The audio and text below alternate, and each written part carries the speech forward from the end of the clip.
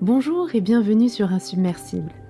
Aujourd'hui, on parle d'un pilier souvent négligé du postpartum, l'alimentation. Parce que bien manger après avoir donné la vie, ce n'est pas un luxe, c'est un besoin fondamental. Pour la première fois sur Insubmersible, nous avons fait un échange à 3 voix avec Julia et Pauline, les fondatrices de Mamaloba, un service de traiteur pensé pour soutenir les femmes en postnatal. Ensemble, on a parlé de plats mijotés, de bouillons réconfortants, de bons gras, mais surtout de soins, de douceur et de récupération. Elles nous partagent leur vision, nourrie de leurs expériences personnelles et professionnelles, pour remettre la nourriture au cœur du soin maternel. Un épisode riche, concret et profondément bienveillant. Bonne écoute! Salut Julia, salut Pauline, je suis ravie de vous rencontrer, de vous accueillir au micro d'Insubmersible aujourd'hui. Je suis super contente parce que c'est la première fois que je vais faire un enregistrement à 3 voix. Et en plus, on va parler d'un sujet que j'ai vraiment envie de mieux comprendre dans le cadre de mon deuxième postpartum, c'est celui de l'alimentation. Alors pourquoi est-ce que c'est important de bien manger en postpartum? Qu'est-ce que ça veut dire vraiment bien manger? Comment l'alimentation peut nous soutenir dans notre récupération physique et morale? Et comment est-ce qu'on fait vraiment aussi pour, bien manger quand, on est super débordé, qu'on a à peine le temps de prendre une douche? J'ai envie de comprendre tout ça, avec vous aujourd'hui. Mais avant de rentrer dans le vif du sujet, est-ce que vous pouvez, s'il vous plaît, vous présenter, de la façon dont vous le souhaitez? Bonjour Alicia, merci pour ton invitation. Donc, moi, c'est Julia, je suis praticienne en massage bien-être, je suis spécialisée en massage prénatal et postnatal et je suis aussi accompagnante en périnatalité. Je suis passionnée par les traditions ancestrales, je dis ça parce que ça a un intérêt dans l'alimentation postpartum. Et donc, avec Pauline qui va se présenter, on a monté Mamaloba, qui est un service de traiteur pour les femmes en postnatal. Merci beaucoup Julia. Bonjour Alicia, merci de nous recevoir. Moi, je suis pâtissière et je me suis formée aussi à la cuisine postnatale qui m'intéressait beaucoup. Je suis formée aussi à la pâtisserie végétale. Et suite à ma grossesse et la naissance de ma fille, j'ai voulu un peu plus développer ça et par mes connaissances venir en aide à des mamans pour avoir un postpartum plus doux et gourmand. Merci beaucoup Pauline. Et du coup, je vais commencer par une première question en fait, qu'est-ce que ça veut dire, bien manger quand on est une maman qui vient d'accoucher? Alors en fait, bien manger, c'est important tout le temps, pas forcément quand on est enceinte et pas forcément quand on vient d'accoucher. Mais le corps, pendant la grossesse et pendant l'accouchement, notre corps va faire des prouesses. Il va créer un enfant, il va mettre au monde un enfant, et pour ça, il faut du carburant. Et bien manger, ça va nous permettre d'avoir l'énergie nécessaire pour récupérer de ce qu'on vient de vivre. Ça va nous permettre d'avoir l'énergie nécessaire pour prendre soin de notre bébé. Quand on vient d'accoucher, notre corps, il a besoin de refaire le plein de minéraux, de refaire le plein de vitamines. Il a besoin de bons nutriments pour que les tissus cicatrisent. Il a besoin de bons nutriments pour que la balance hormonale qu'on est en train de vivre se fasse de la façon la plus douce et la plus sereine possible. Donc, bien manger après l'accouchement, c'est capital, hein. Hippocrate disait que ton alimentation soit ta première médecine. Et ben là, quand tu viens de donner naissance et quand tu viens d'accomplir cet acte héroïque, tu as besoin de plus de soutien possible. Et l'alimentation, déjà, c'est la base. Donc c'est quelque chose en fait auquel il faut penser systématiquement. Il faut pas attendre, d'avoir des carences ou, de sentir qu'on a des besoins spécifiques pour mettre en place, une bonne alimentation. Exactement, ça va faire partie des principes fondamentaux. Et encore une fois, pas que. Enfin, on sait que l'alimentation, c'est capital pour son bien-être. Et donc, dans un moment aussi sensible que le postpartum, ça fait partie des fondamentaux pour un postpartum serein et pour être en bonne santé. Du coup, quels sont les aliments qui sont particulièrement bénéfiques pour aider à la récupération, en post-accouchement? Il faut des aliments qui réchauffent le corps, donc des plats mijotés, des bouillons, des épices qui amènent la chaleur, des choses aussi gourmandes qui réchauffent le cœur. En fait, l'alimentation en postnatal, elle doit être réchauffante, comme l'a dit Pauline. Ça, c'est super important parce que le corps a besoin de chaleur en postpartum. Pourquoi, du coup? Pourquoi est-ce que le corps a besoin de chaleur en postpartum? Il a fait un effort, le corps. Donc, on va dans un premier temps le réchauffer. Et le réchauffer, ça va aussi aider à la circulation des fluides. En fait, on a amassé beaucoup de liquides pendant la grossesse. On a besoin de remettre en circulation tout ça pour pouvoir les évacuer. Donc ça va aider. Et aussi, ça va, en Ayurveda, on parle de relancer le feu digestif. Donc, on a besoin vraiment pour la digestion aussi de réchauffer.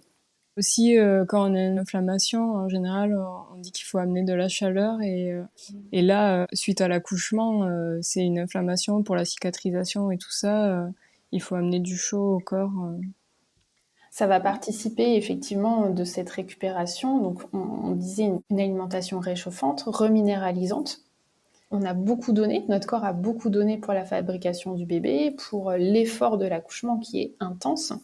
Donc, on reminéralise. Et dernier point qu'on peut penser un petit peu plus accessoire, mais qui est hyper important, elle doit être réconfortante. En fait, on doit se sentir bien. Elle doit faire qu'on se sente bien. Quand on prend du plaisir, on produit de l'ocytocine et c'est un moment où on a vraiment besoin de produire de l'ocytocine. Oui, du coup, en fait, l'alimentation, elle agit à la fois sur la récupération physique, mais aussi sur la récupération psychique et du coup, tout ce qui est aussi autour de la gestion des émotions, c'est bien ça? C'est ça. Oui, surtout que cette période, elle est caractérisée par des fluctuations hormonales, donc c'est hyper important que l'alimentation soit bonne pour le sommeil, le stress. Ça va être très important pour ça. C'est important parce que déjà quand on ne mange pas, on est plus irritable, on est grognon, ça on le remarque assez facilement. Et cette bascule hormonale, on sait maintenant qu'il y a des études qui montrent que quand on a des carences, par exemple en EPA, en DHA, tous ces bons gras, on est prédisposé à la dépression. On a plus de chances de faire une dépression. Et donc du coup, de vraiment de venir combler ces manques s'il y en a, ou même d'avoir une alimentation riche en bons gras, en bons minéraux, de ne pas avoir de manque, on prépare le terrain pour que tout se passe bien. On a tout ce qu'il nous faut. On a dans notre sac à dos tout ce qu'il nous faut pour que tout se passe bien. Donc, c'est comme si on enlevait un facteur de risque déjà. C'est super intéressant et du coup, cette alimentation, donc il faut y apporter une attention. Alors, tu l'as dit, hein, c'est pas uniquement, post-accouchement, mais si on focalise un peu sur le postpartum, est-ce qu'il y a, une durée spécifique? Parce qu'en fait, on pense au postpartum, immédiat, il y a beaucoup de choses autour, du mois d'or. Est-ce que c'est quelque chose auquel il faut faire attention sur une durée aussi, plus étendue? Je vous prends un exemple, mon exemple personnel, je suis à 6 mois, postpartum. Est-ce que je dois apporter, la même attention, finalement à mon alimentation que, durant le mois d'or? Oui, c'est hyper important de continuer. Alors effectivement, pendant le mois d'or et même pendant les premiers 15 jours, l'idéal c'est de boire des bouillons qui sont reminéralisants. Et ensuite, il faut continuer. Si la maman allaite, en plus, son corps a besoin de plein de nutriments pour éviter les carences, parce que le bébé, dans tous les cas, il aura ses apports, parce que le lait s'adaptera à ce dont il a besoin. Mais c'est la maman derrière qui compensera et qui aura des carences si jamais elle se nourrit pas bien. Et puis, ton bébé a 6 mois, mais la fatigue est toujours là, j'imagine. Les nuits, Je te le le confirme. sommeil, voilà. Donc, tu as toujours besoin, en fait. Il y a l'effort que tu vas fournir au quotidien pour gérer ton quotidien qui va faire que tu as besoin d'une alimentation qui va te soutenir. Et il y a aussi le fait que ton corps, il met pas 6 mois à récupérer d'une grossesse. Effectivement, pendant le mois d'or, on va vraiment mettre le focus sur cette alimentation réchauffante, reminéralisante, bien nourrissante. Comme disait Pauline, les premiers jours après l'accouchement, on donne beaucoup de liquide chaud à la maman, justement pour la remise en circulation, pour la cicatrisation. Si on peut boire des bouillons d'os riches en collagène, ça aide. Des tisanes épicées, réchauffantes. Des épices douces, hein, bien sûr, hein, pas des épices inflammatoires. Le corps, il met au moins 1 an, voire jusqu'à 3 ans à récupérer. Donc ce soutien, on en a besoin. Et puis on sait ce que c'est que d'être parent de jeunes enfants. Ça dure quand même plusieurs années avant qu'on récupère de cette aventure. Donc oui, l'alimentation, elle a un rôle clé pendant très longtemps. Oui, et tout ce qu'on apporte maintenant, ça permet plus tard de pas en payer le prix. Exactement, et ça, c'est Mmh. super important. Est-ce qu'il y a des conseils spécifiques pour, des mamans qui allaitent? Tu mentionnais l'allaitement un peu plus tôt, Pauline. Oui, c'est de se nourrir avec des produits sains et équilibrés, pas de faire de régime, d'avoir les bons apports toute la journée en protéines, en bons gras. Ensuite, il y a certains aliments qui peuvent venir en complément qui boostent la lactation. Mais c'est un soutien, ce sera pas magique pour avoir du lait, quoi. Et est-ce qu'il faut manger plus, du coup, quand on est une maman qui allaite? Il faut manger, je pense, à sa faim. Non, pas forcément manger plus, mais manger bien équilibré, oui. Donc il y a pas vraiment de Ouais. différence finalement entre une maman qui allaite et une maman qui allaite pas? Si, ça demande quand même un peu d'énergie, oui. Mais oui, je pense que c'est important d'écouter sa satiété, en fait, de pas se forcer forcément à manger plus. Après, c'est vrai que des fois, quand on est fatigué, on ressent pas la faim. Ça peut être une autre problématique, mais de manger des repas, ça peut être bien en fait au début, de peut-être de manger moins, mais plus souvent. C'est souvent ce qu'on conseille juste après avoir accouché, de manger en plus petite quantité, mais plus régulièrement. Quelque chose qui est très important aussi, et ça on l'a peut-être pas assez dit, c'est qu'on dit alimentation nourrissante, réchauffante, reminéralisante, réconfortante et facile à digérer. Et ça, c'est super important. Et donc, du coup, si c'est plus facile de relancer la digestion en fractionnant les repas, eh ben, faut fractionner les repas. En fait, c'est essayer vraiment de plus possible d'être à l'écoute de son corps. Et je sais que c'est très difficile à ce moment-là. On est tellement à l'écoute de notre bébé que d'être à sa propre écoute, c'est pas évident. Mais autant qu'on peut d'écouter son corps, d'écouter ce dont on a besoin. Et si c'est fractionner les repas, on fractionne les repas. Oui, de ne pas se forcer et en même temps d'être attentif à avoir suffisamment à manger durant la journée. Oui, parce que ça demande quand même de l'énergie, donc il faut des calories supplémentaires. Et comment est-ce qu'on fait pour, vraiment concilier, en fait, l'envie et le besoin de manger équilibré quand on a un emploi du temps, assez, chargé et qu'on n'a pas forcément aussi, beaucoup d'énergie et beaucoup de temps, en fait, à y consacrer? Si on peut et si on y pense, c'est en préparant son postpartum, parce qu'on prépare son accouchement, mais on pense assez peu à préparer son postpartum. C'est en s'organisant à l'avance. Et il y a plein de manières de s'organiser pour préparer justement comment on va s'alimenter, se poser la question déjà de comment on a envie de s'alimenter, quels sont les bons aliments qui vont nous soutenir. Ça peut être vraiment de façon très pratique de préparer des recettes, des plats, on sait qu'on aime bien, qui sont recommandés en postpartum. C'est toujours des plats qui vont mijoter assez longtemps, des cuissons douces pour préserver les nutriments, les vitamines, les minéraux. On prépare ces recettes à l'avance. On peut même préparer des listes de courses à l'avance. Ça dépend de notre tempérament, comment on aime s'organiser. Ça peut être de faire des batch cooking en amont qu'on va congeler. L'idéal, c'est de manger frais. Mais vaut mieux avoir des choses au congélateur et s'alimenter quand même correctement avec des produits qu'on a congelés en avance que de se mettre la pression pour manger frais et de ne pas s'en sortir. Oui, l'idéal, c'est de ne pas avoir de charge mentale non plus, donc Exactement. En fait, tout ce qu'on va pouvoir préparer en amont pour se libérer de cette charge mentale va nous permettre, voilà, de sortir, décongeler un plat. C'est plus facile que de lancer dans la préparation d'un dalle. Il y a ça. Il y a aussi, moi, je conseille toujours aux femmes enceintes qui viennent me voir, quand elles vont recevoir de la visite pour venir rencontrer le bébé, de pas hésiter à demander qu'on leur amène un petit plat. Donc, une visite, un petit plat, et ça fait la différence. surtout qu'on a tendance à toujours amener un petit cadeau au bébé, ce qui fait plaisir, c'est normal, mais lui, il a juste besoin de ses parents, et donc en soutenant les parents, le bébé sera bien aussi. C'est ça, et ça c'est super important. Et sinon, faire appel à des traiteurs spécialisés dans le postnatal, comme Mamaloba. C'est pour ça en fait qu'on a créé ce service, c'est pour justement à la fois enlever la charge mentale aux parents, mais c'est vraiment pas que ça, c'est vraiment venir en soutien, nourrir en profondeur, faire plaisir, se faire du bien et se libérer d'une tâche ménagère.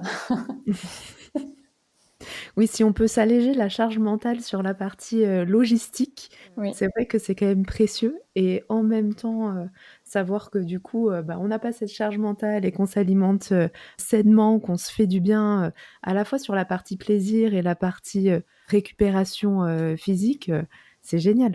C'est Oui. ça.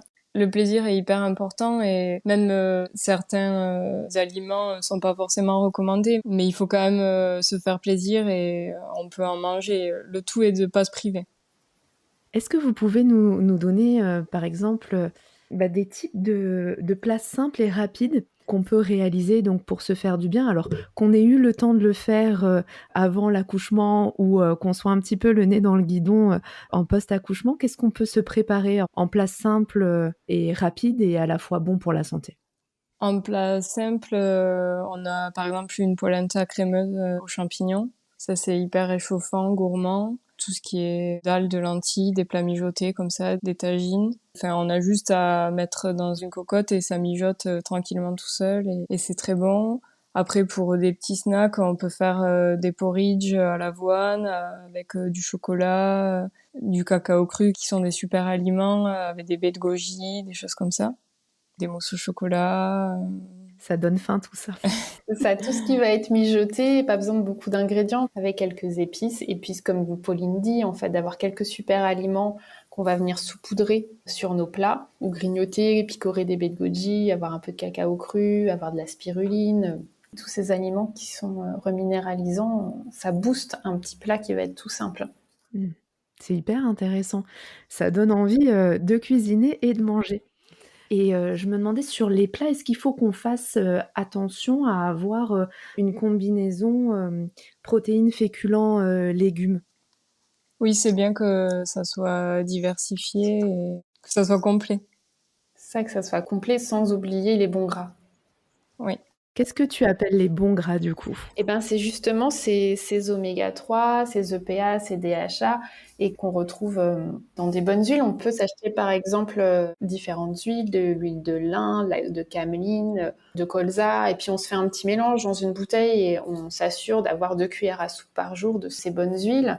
Les petits poissons bleus aussi, ouais, comme les sardines, le saumon, alors bio de préférence, le saumon si on peut, mais les sardines, c'est tout simple, on s'ouvre une boîte de sardines, c'est très riche en oméga, de saupoudrer des graines de chanvre dans ses salades. Les purées d'oléagineux aussi sont très bonnes en gras. Les avocats. C'est quand même essentiel aussi d'essayer de consommer au maximum bio pour que les aliments conservent leurs nutriments au maximum. De pas avoir des aliments qui sont vides en fait, nutritionnellement, mais d'avoir des aliments qui sont riches de minéraux, de vitamines. D'accord. Donc on parle de l'alimentation comme, un élément essentiel du coup, dans la récupération postpartum, mais on s'est dit pas que. Et je me demande du coup dans ce cas-là, alors en tout cas ça a été le cas, pour moi, peut-être que c'est pas une généralité, mais dans la préparation à l'accouchement, donc qui est faite avec la sage-femme, à aucun moment on m'a parlé de l'alimentation et de son importance. Qu'est-ce que vous en pensez? Est-ce que ça a été le cas pour vous aussi? Ou c'est quelque chose qui vous a été mentionné? Pour moi, ça a été le cas aussi. Et moi, en plus, j'ai allaité, mais j'étais pas du tout informée sur tout ça. Et même pendant la grossesse, je pense que c'est important de bien se nourrir pour préparer le corps à tout ça. Mais effectivement, on n'en parle pas du tout. Moi, j'ai pas accouché en France, donc c'était pas tout à fait pareil. Mais j'étais sensibilisée plus par des approches de médecine traditionnelle chinoise ou d'Ayurveda à cette alimentation-là. J'avais une doula aussi qui m'avait sensibilisée à ça. Mais effectivement, le focus n'avait pas du tout été mis dessus par le corps médical. Mais j'ai envie de te retourner la question. Est-ce que ton médecin te sensibilise beaucoup à la manière dont tu t'alimentes pour ta santé? De manière générale, non. Tu veux dire en Oui. dehors de la Oui. grossesse? Non plus. Non plus. Non, si je veux y être sensibilisée, je vais voir un diététicien ou une nutritionniste, donc vraiment un spécialiste de la nutrition. Mm. Alors, il y a des médecins qui y sont sensibles, et voilà, mais c'est dommage que le pont ne se fasse pas systématiquement. Et encore une fois, j'ai envie de reciter Hippocrate, hein, que ton alimentation soit ta première médecine. C'est la base, en fait, d'une bonne santé. Mais c'est vrai que c'est comme décorrélé. Donc c'est vraiment super en fait, déjà que vous veniez, au micro d'Insubmersible aujourd'hui et que vous partagiez, aussi alors, pas qu'au micro d'Insubmersible, mais de manière bien plus large en fait, l'importance de l'alimentation. Je pense qu'on a besoin en fait, d'en parler davantage, de sensibiliser davantage, les futures mamans, les jeunes mamans. Et du coup, merci aussi d'avoir créé, Mama Loba. Je pense que c'est un super, concept qui gagne à être, davantage connu. Ça devrait, Merci. faire partie de ressources en fait, qu'on met un petit peu dans son panier de courses et on se dit: «Ah bah là, on en a vraiment besoin donc, on va utiliser ce type de service». En tout cas, je pense qu'il faut le démocratiser, davantage. Après, j'imagine que ça a un coût aussi, donc c'est pas forcément, accessible, à tout le monde. Mais comme vous l'avez dit, on peut aussi, parfois s'en passer par un service de traiteur, mais, en préparant davantage, en demandant à notre entourage aussi, de nous apporter, de bons petits plats, plus qu'un énième, jouet pour le bébé. Penser à la maman, c'est quand même aussi, super important. Donc, il y a plein de façons finalement de porter son attention, à ce bien manger.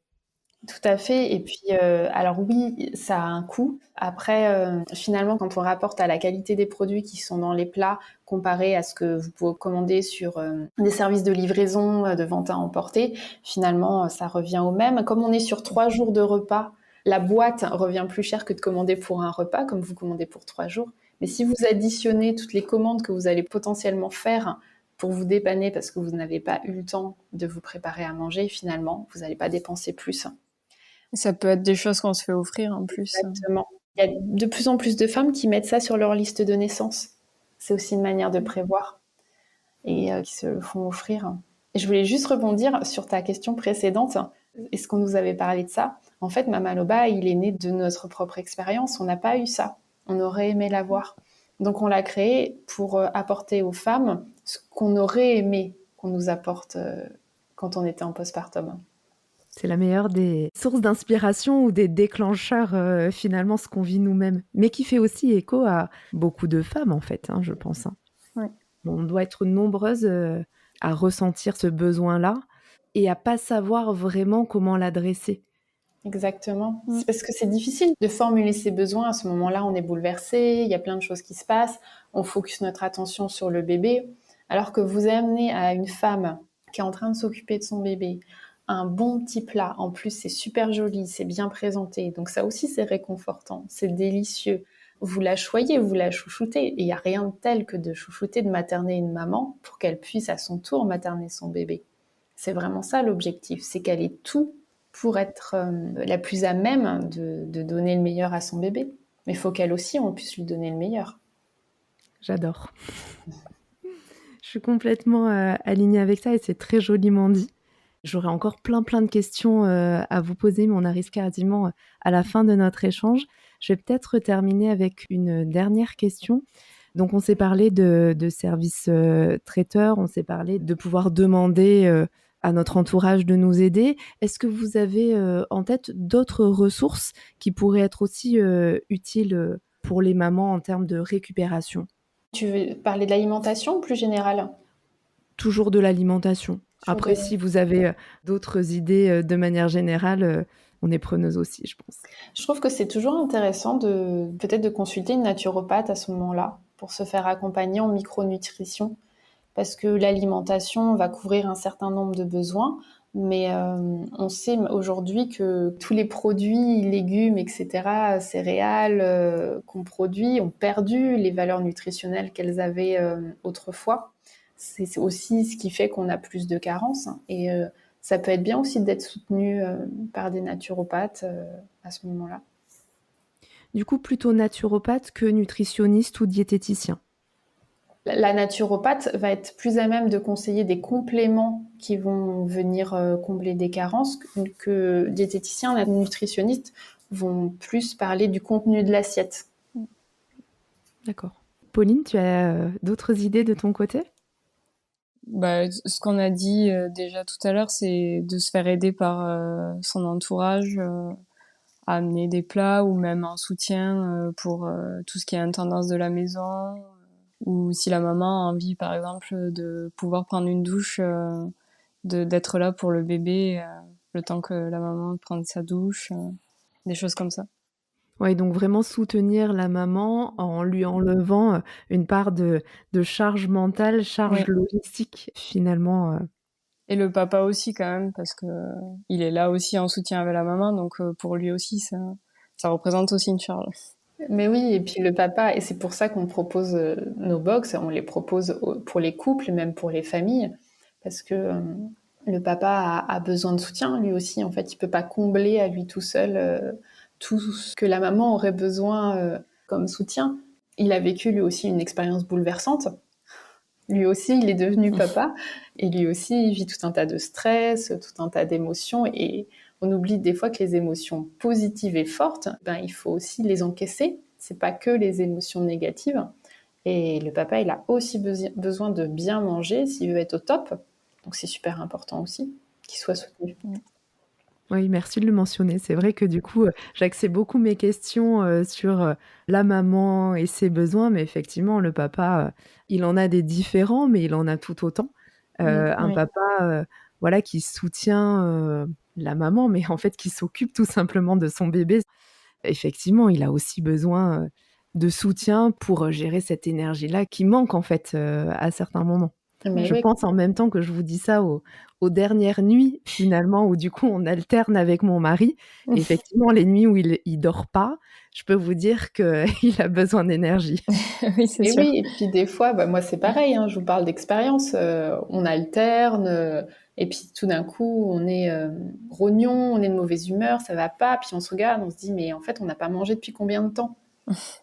On se fait un bon petit plat, et puis paf, en fait, ah ben ça va mieux d'un coup en fait. Mais c'est juste qu'on Ouais. n'avait rien dans le ventre, hein. Mm. Comme les enfants qui sont grognons quand ils ont rien dans le ventre. Mm. Et quand vous recevez un super petit plat, un super dessert, que vous le mangez en couple ou voire en famille, ça crée un moment aussi en famille réconfortant, et ça change la dynamique de la journée parfois. Mmh, complètement.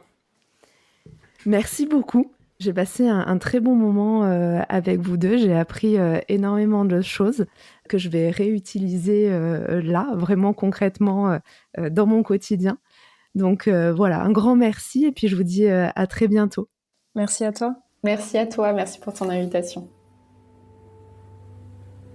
Je ressors de cette conversation avec l'envie de mijoter, de me faire du bien et de remettre plus de conscience dans mon assiette, surtout dans ces moments si fragiles que sont les semaines et mois qui suivent une naissance. Merci infiniment à Julia et Pauline pour leur générosité, leurs conseils et pour avoir créé Mamaloba, une initiative qui prend soin des mères avec autant de cœur que de saveur. Et si cet épisode vous a parlé, pensez à le partager à une amie, une sœur, une future maman, parce qu'on mérite toutes d'être nourries, chouchoutées et soutenues. Merci pour votre écoute et je vous dis à très bientôt sur Insubmersible.